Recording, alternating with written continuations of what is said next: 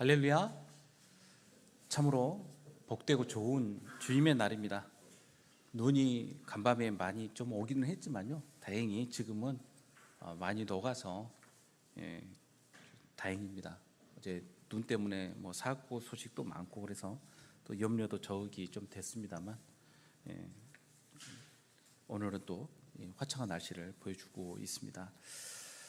우리 교회의 교회력을 저희들이 이제 알게 되면요, 생소하지만 의미를 갖는 그러한 그 날들을 이제 깨달아 알게 됩니다. 성탄절과 부활절 외에는 여타 다른 저희들이 교회력을 알지 못했던 경우들이 참 많은데, 저희가 지난주는 주현절로 저희들이 지켰고요, 오늘은 주님의 수세주일로 지키고 있습니다. 성탄주기는 아기 예수님의 탄생과 정체성에 강조를 두는 시기라고 할 수 있다면, 이제 지난주부터 시작된 이 주현절 기간은 주님께서 이 땅에서 행하셨던 공적 행사들 그리고 가르침들에 더 큰 초점을 두면서 주님의 사역, 특별히 하나님 나라의 선교 사역을 강조하는 이 절기 기간이 바로 이 기간에 해당이 되겠습니다. 그리고 오늘 이제 주님의 수세주일과 더불어서 본격적인 예수 그리스도의 공생의 사역을 우리가 기대하고 바라볼 수 있게 됩니다. 예수님의 세례와 더불어 예수님께서 그분의 하나님 나라 사역을 이제 펼쳐나가시는데, 세례는 우리는 어떻게 이해를 하고 있습니까? 세례는 예수 그리스도와의 혼인 예식이라 할 수 있겠습니다. 그리고 또 세례는 나의 옛 자, 즉 내가 주인이 돼서 내 생각대로, 내 주장대로, 또 나의 계획대로 내 욕망을 충족시키기 살아왔던 그 옛 자를 버려버리고 새로운 하나님의 자녀로서의 정체성을 가지고 태어나는 그 날이라 또 할 수 있겠습니다.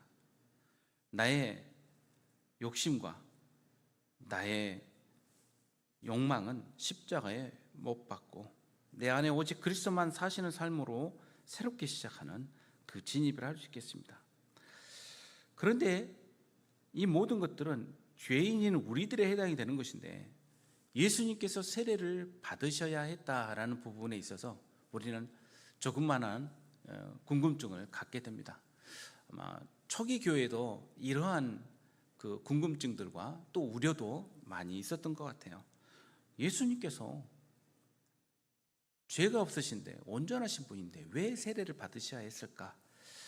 그것도 세례 요한에게 그 죄의 용서에 해당되는 그 세례를 받으시는 것에 대해서 예수님의 하나님의 아들로서의 권위가 혹시라도 손상될 것에 대한 어떤 염려가 존재했던 것 같습니다. 초기 교회에서도 그런 염려를 가졌다고 한다면, 오늘날 우리들도 이러한 궁금증을 갖는 게 그리 좀 이상하다고 할 수는 없을 것입니다. 그래서 오늘 저희는 본문을 통해서 예수님께서 세례 받으신 그 이유와 또 이 세례에 대한 의미를 다시 한번 우리가 함께 떠올려 보고 또 기억하고 또 그 말씀으로 다시 우리들의 삶을 되돌아볼 수 있는 기회를 갖고자 합니다. 요한이 세례 받으러 나오는 무리들을 바라보게 됩니다. 옛날부터 지금까지 어느 시대가 안전하고 평화롭고 가장 좋은 시기였을까요? 사실상 저는 지금은 이 시대가 그나마 가장 우리들 위치에서는 좋은 시기를 지나가고 있는 게 아닌가라는 생각을 해봅니다. 역사적으로 인류는 끊임없는 전쟁, 끊임없는 기아, 그리고 또 전염병, 기타 여러 자연재해들로 인해서 큰 고통들을 받아왔습니다. 요한이 살던 시대, 예수님께서 사역을 시작하시던 그 시대는 어떠했을까요? 헤롯이라는 그 폭군에 의해서 유다가 다스려지고 그 아들들에 의해서 나라가 쪼개지고 또 로마에 의해서 강압적인 식민 통치를 받고 있었던 한 겹, 두 겹, 세 겹, 네 겹의 그 두터운 억압을 이겨내야 했던 참담한 시기였습니다. 이 시기에 많은 사람들의 갈증과 소망은 오직 말씀을 향하여 갔던 것입니다. 그래서 광야에서 외치던 요한, 아무것도 가진 것이 없는 그냥 약타 토롯, 그리고 들에서 나는, 광야에서 나는 것들로 연명하고 있던 그를 향하여 나아가서 그에게 묻습니다. 우리가 어떻게 해야 됩니까? 우리에게 세례를 주십시오 라는 요청을 하게 됩니다. 그런데 요한의 반응을 보십시오. 독사의 자식들아 라고 하면서 아주 거친 언사를 내뱉습니다. 여기서 독사의 자식들아 라고 했을 때는 사실 그 기득권 세력들, 그리고 권력 아래 영합하였던 사람들에 대한 그 표현들이 독사의 자식들로 연결되는 것이 당연한 것인데, 여기서는 그를 향해서 나오는 대부분의 사람들에게 이 독사의 자식이라는 이야기가 나오거든요. 여러분은 어떻습니까? 하나님의 자녀 아니면 사단의 자녀일 뿐이에요. 우리는 이러한 정의 앞에서 약간 머뭇거립니다. 아니, 그럴 수가, 어떻게 그럴 수가 있어? 신앙이 없어도 선하게 사는 사람들이 있는데 어떻게 하나님 자녀 아니면 사단의 자녀야? 라고 생각하고 좀 반발을 할 수가 있겠지만, 안타깝게도 하나님의 구원받는 자녀가 아니면 구원에서 떨어져 나가서 멸망에 갈 수밖에 없는 세상의 자녀들, 사단의 자녀들로 구분될 수밖에 없어요. 우리가 아무리 부정하고 아무리 아닐 거라고 도리짓을 하더라도 결론은 그렇게 갈 수밖에 없습니다. 그러니 예수님께서 세례 받으시고 사역을 시작할 때 얼마나 예수님의 마음 가운데 안타까움과 그 급한 마음이 있으셨을까요? 이러한 원리를 이해하고 있다면 우리는 사람의 영혼 구하는 전도, 그리고 선교에 대해서 심각한 도전적인 마음을 품어야 정상입니다. 느긋하게 있을 여유가 없어요. 어제도 보니까 바람이 너무 세게 불어가지고 강풍이 심했지 않습니까? 정말 어제 이 요문 하나 여니까 바닥에 깔려있는 그 매트가 전부 한 번에 날아가 버리더라고요. 문 한 번 열었는데 얼마나 셌는지 돌풍이. 그 돌풍 때문에 지나가던 20대 청년이 떨어진 간판에 맞아서 참 안타깝게 그렇게 죽었어요. 그걸 보면서 그 청년이 집을 나설 때 그날 하루가 그렇게 되리라고 누가 생각을 했습니까? 했겠습니까? 20대 청년이면 앞으로 한 날이 창창한 청년 아니에요. 우리는 한치 앞을 모르는 시점을 살아가고 있습니다. 아직 시간이 있겠지. 아직 그가 어떤 기회를 가질 수 있겠지. 그렇지 않습니다. 요한은 그들을 향해서 독사의 자식이라고 경고하는 것은 그들이 하나님의 다스림 앞에 그들의 삶을 전환시키지 못한 이들이었기 때문에 그렇습니다. 그러므로 라는 것은 무엇입니까? 왜 독사의 자식들아는 무엇과 비교가 됩니까? 그 뒤에 나오는 아브라함의 자손들과 비견이 됩니다. 그들은 아브라함의 자손이라는 정체성을 가지고 살아왔어요. 내가 아브라함의 자손이고 하나님께 언약을 받은 백성이기 때문에 나는 당연히 선택받은 구원받은 백성이라는 생각을 가지고 있었죠. 그래서 그들은 느긋하게 생각을 했던 것입니다. 그런데 그들 앞에 세례 요한이 거침없는 표현을 하죠. 아니야, 너희들은 독사의 자식들이야. 너희들이 구원받았다고? 너희들이 구원받은 자녀라면 너희들이 구원받은 그 열매가 있을 터인데 너희들한테 어떤 열매가 있는 건지 한번 내놓아 봐라는 이야기죠. 그래서 이렇게 8절에 말씀하지 않습니까? 회개에 합당한 열매를 맺고. 열매가 있어야 되지 않아요? 하나님의 자녀로서 그가 나는 하나님의 자녀야 라고 말하는 것으로 끝나는 것이 아니라 드러내서 보여주는 증거가 있어야 되지 않겠습니까? 속으로 아브라함이 우리 조상이라 말하지 말라. 내가 너에게 이르노니 하나님이 능히 이 돌들로도 아브라함 자손이 되게 하시리라. 나중에 이 돌이란 표현이 예수님께서도 쓰세요. 호산나를 외치는 그 유다 백성들을 향해서 제사장들과 바리새인들과 율법사들이 뭐라고 말합니까? 당장 그 입을 닥치게 하시오. 그때 예수님께서 이들이 소리치지 않으면 돌들이 소리 지를 것이다 라고 이야기하지 않습니까? 돌들로도 아브라함 자손이 되게 하신다는 말씀은 무엇입니까? 그런 혈통으로 구원이 확정되는 것이 아니고 거듭나지 아니하면, 그리고 회개에 합당한 열매를 맺지 아니하면 구원받은 하나님의 자녀를 할 수 없다는 말씀 아니겠어요? 여기서 회개에 합당한 열매라는 것은 그 선한 행동의 도식으로 생각하시면 안 됩니다. 즉 공덕이 있으면 구원받는다라는 그런 생각을 가지시면 안 돼요. 이것은 구원의 원리가 아닙니다. 그 자연적으로 나오는 결과라는 뜻이지 이러하였기 때문에 구원받는다는 뜻이 아니에요. 우리는 참 많이 오해를 하고 살죠. 내가 착하게 살면 그러면 되지 않을까라고 생각합니다. 그리고 그러야 하기 때문에 우리는 당당하다고 생각을 하죠. 세상의 법은 결코 우리를 그렇게 내버려 두지 않습니다. 요한은 세례의 본질을 그러한 표식으로 말하고 있지 않아요. 그러니까 하나님을 믿는 교인이라고 한다면 십자가를 집에다 걸어둔달지 아니면 기독교인으로서의 어떤 표식을 보여준달지 이런 것으로서의 세례를 이야기하는 것이 아니고 마음과 생각의 전환, 즉 회개를 이야기하고 있고 내 삶에서 드러나는 열매를 말하고 있는 것입니다. 따라서 우리 그리스도인들에게 있어서 세례는 이제 믿는 자로서의 상징, 그리고 내가 그리스도인이라는 증거, 이런 교회 출석의 상징이 아니고 나는 이제 회개에 합당한 그리스도인으로 살겠다는 언약적 삶의 시작이라고 할 수 있습니다. 그렇다면 우리는 질문해 봐야 되지 않겠습니까?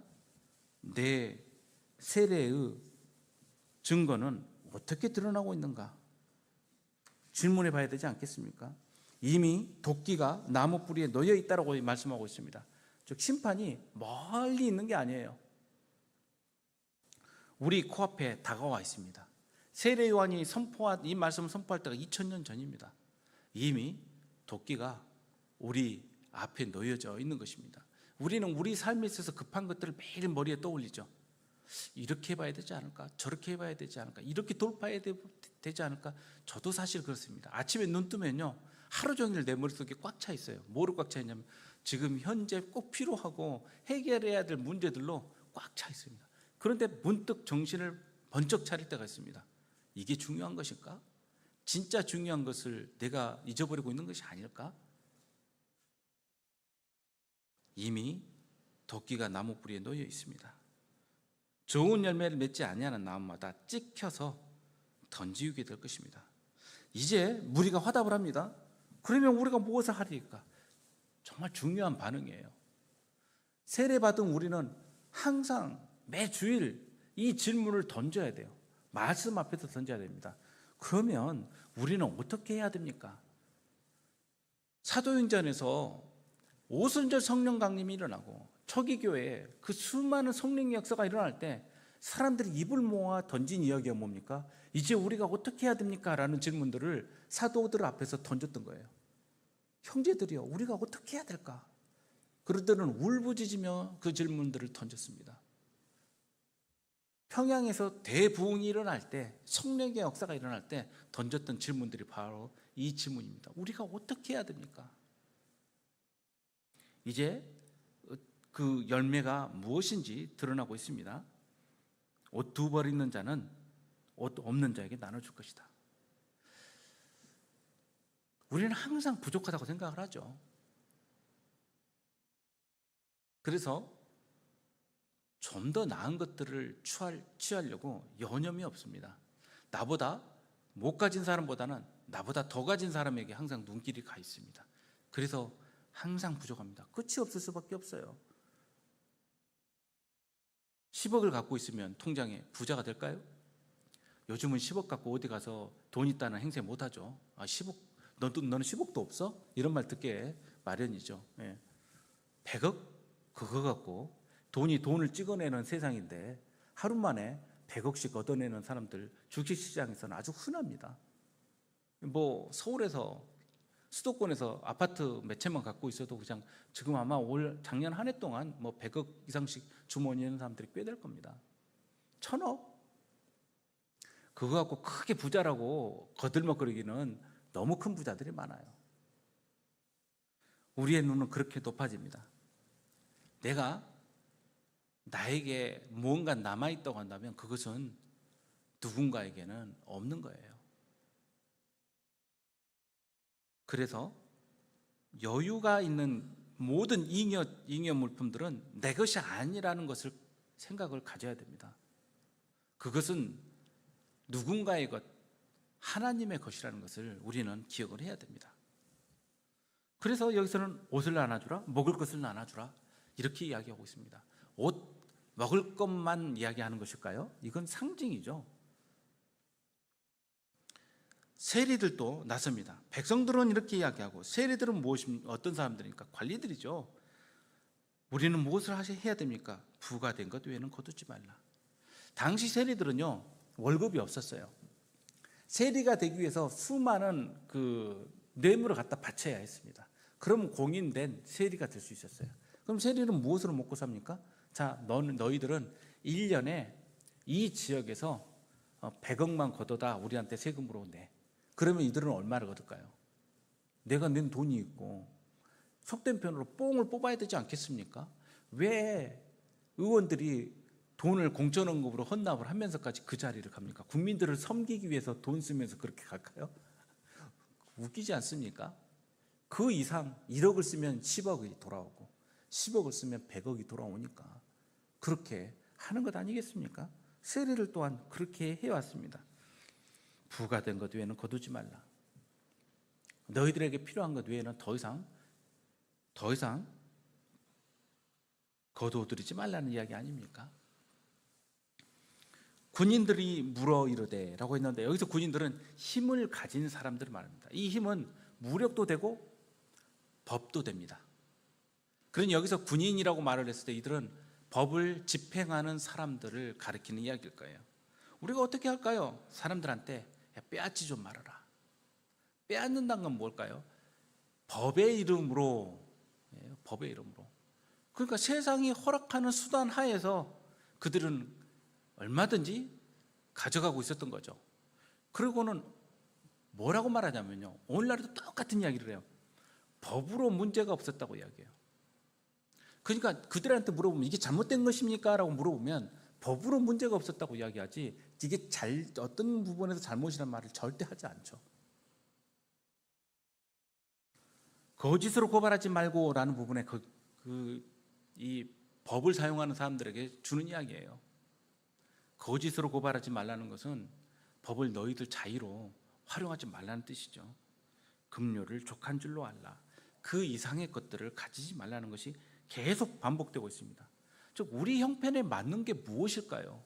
이걸 어떻게 할 수 있습니까? 이게 참 세상의 지혜 아니겠어요? 내게 어느 정도가 가장 적절할까요? 이것이 바로 처음 솔로몬이 사실 구했던 마음이에요. 그런데 실상 채워지니까 사람이 달라지죠. 세례는 나의 종교적, 신앙적 결심만이 아니라 이웃과 공동체 속에서 드러나는 새로운 삶의 전환을 요구하고 있는 거예요. 그래서 세례는 무엇이냐면 세상과 다르게 사는 것을 요구받는 거예요. 세상 사람들이 하는 것처럼 하는 것이 아니라 믿는 자들은 이렇게 살아야 된다라는 것을 요구받는 것이죠.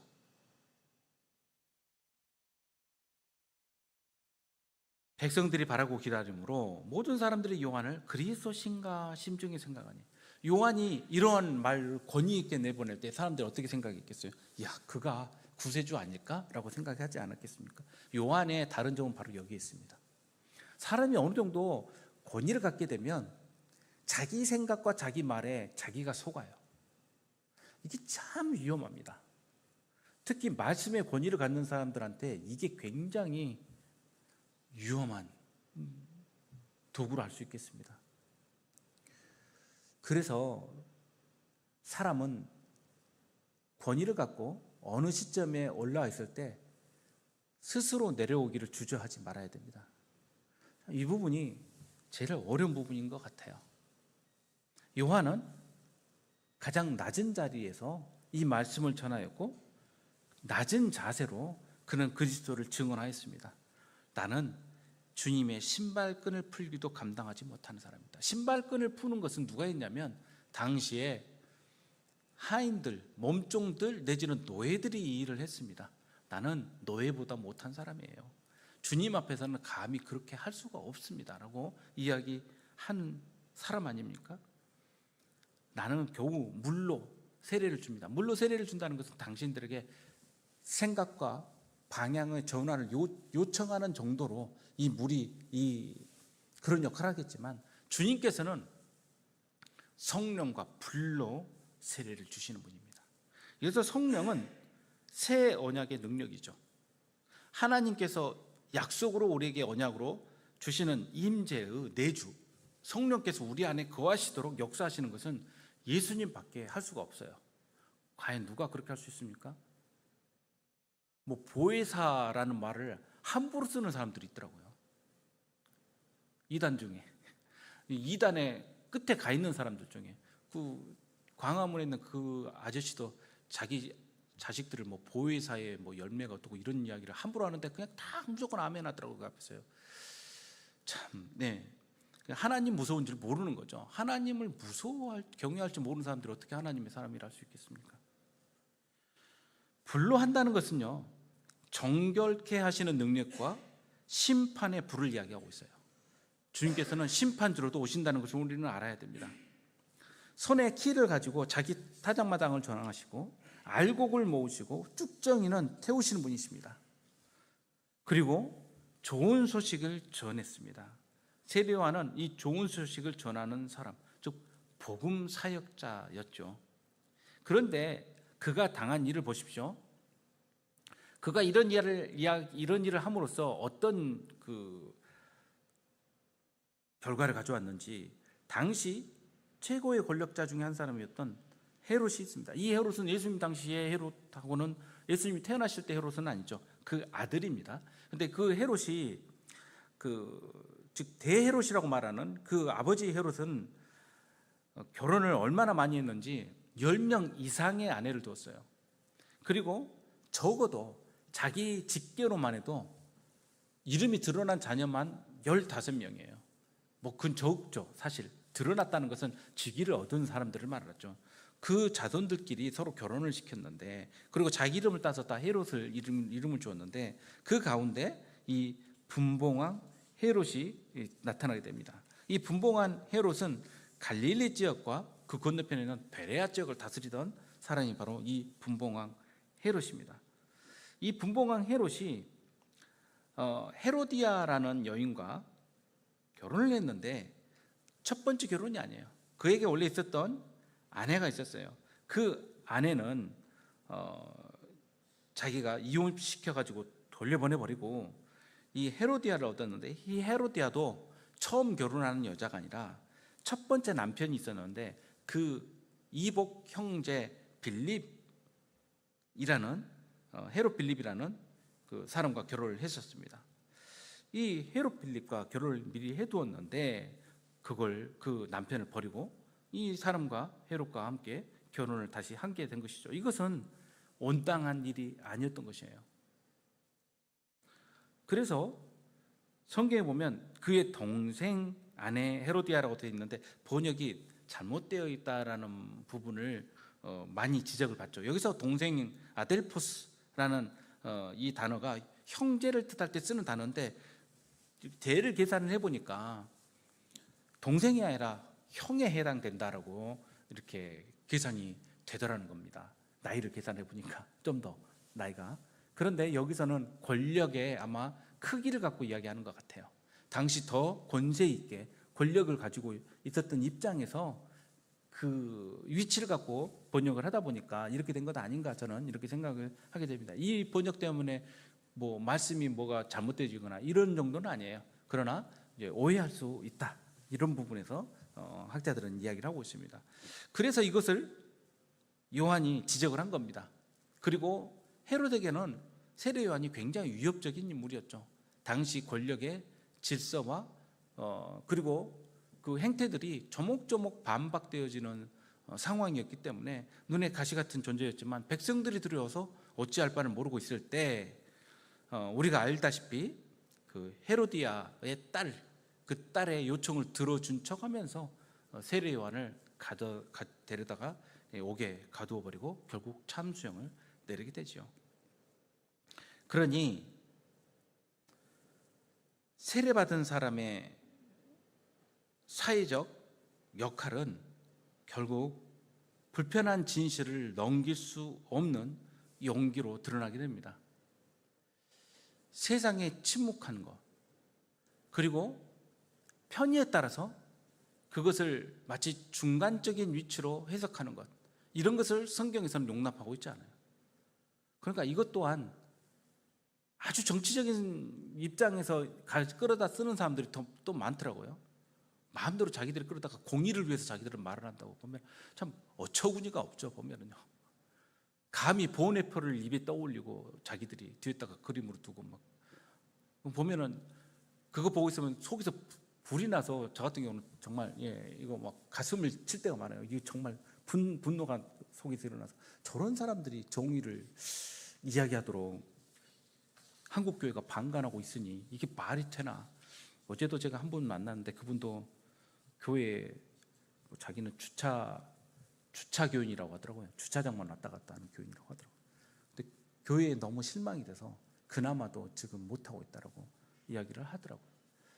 세상의 불의에 편의에 따라서 침묵할 때는 침묵하고, 권력이 자기들한테 좀 있다 싶으면 그것을 자랑하고, 이게 말이 되느냐는 그 이야기 앞에 저도 참 몸둘 바를 모르겠더라고요.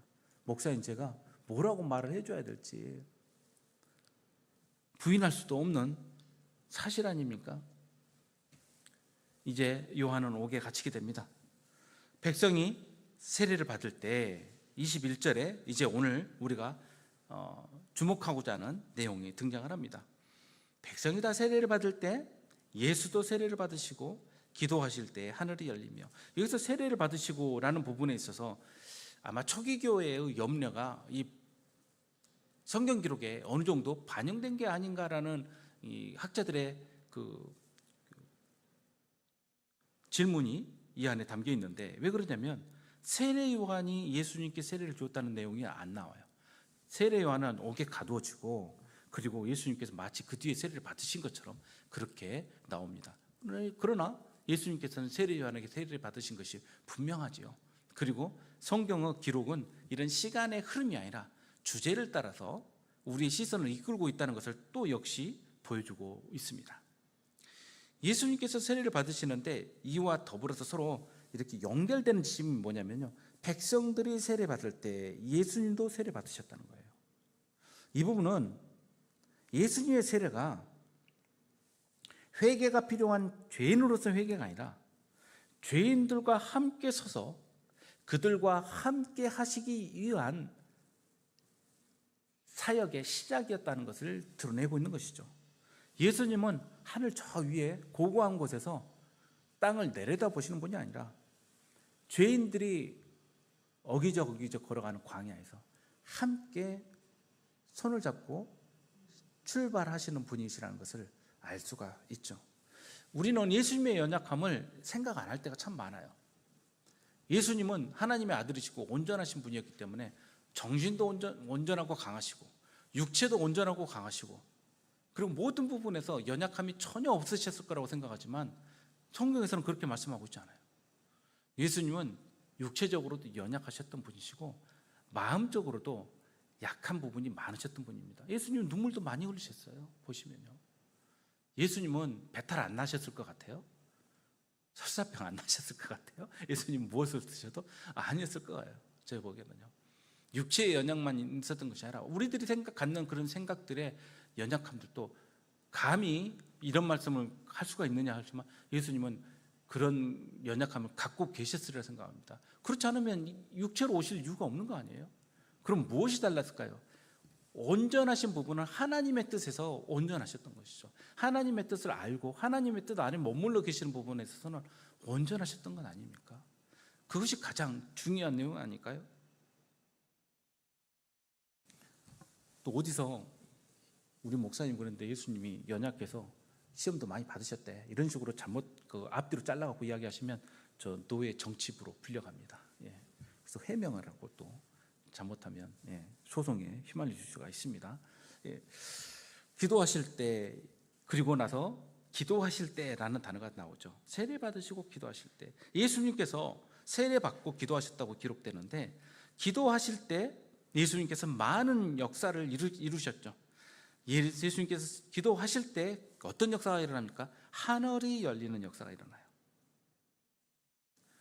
그러니 세례는 단지 표지가 아니라 하나님과의 관계, 즉 기도라는 관계 속에서 펼쳐지는 믿음의 삶의 문이라는 것을 우리가 알 수가 있습니다. 즉 세례는 어떤 시작이냐? 기도하는 삶의 시작이에요.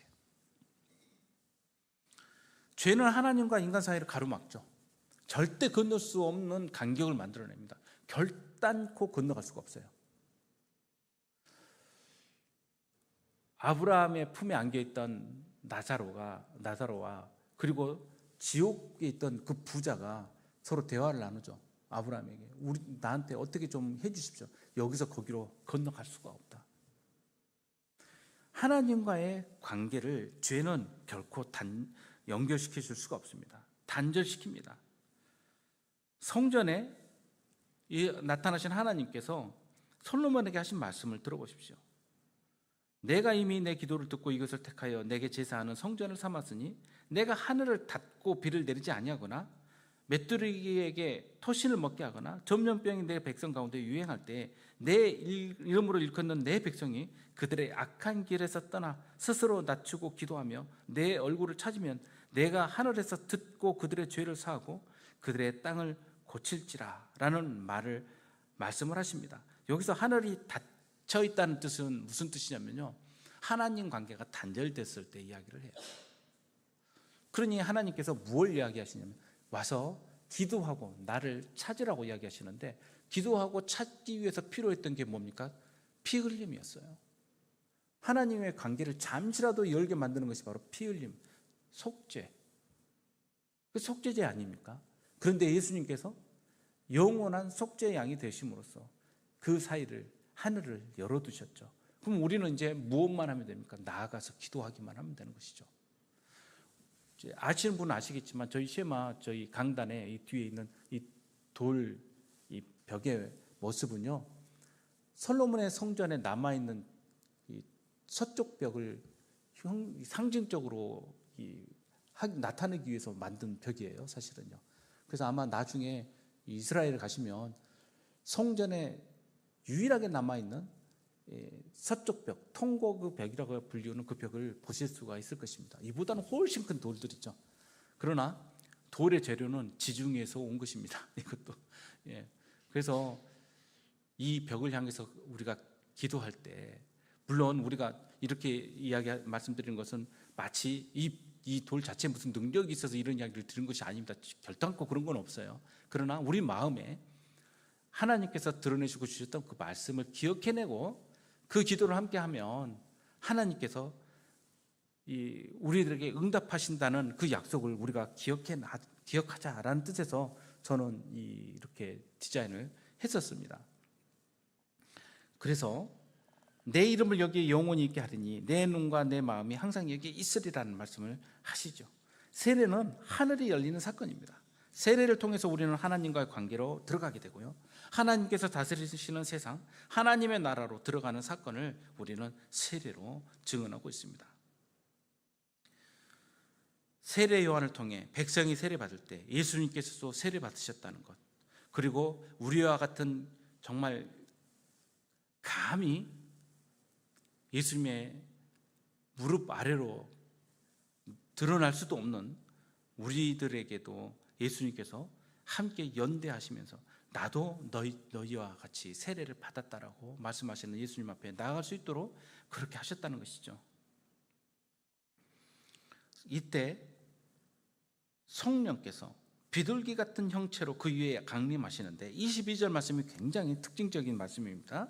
하늘로부터 소리가 나서 너는 내 사랑하는 아들이라 내가 너를 기뻐하노라 하시니라. 이 말씀이 들리는데 삼위일체라고 말씀하는 우리가 성부 하나님, 성자 예수님, 성령 하나님이 함께 드러나셔서 역사하시는 장면이 이 22절에 나오고 있는 거예요.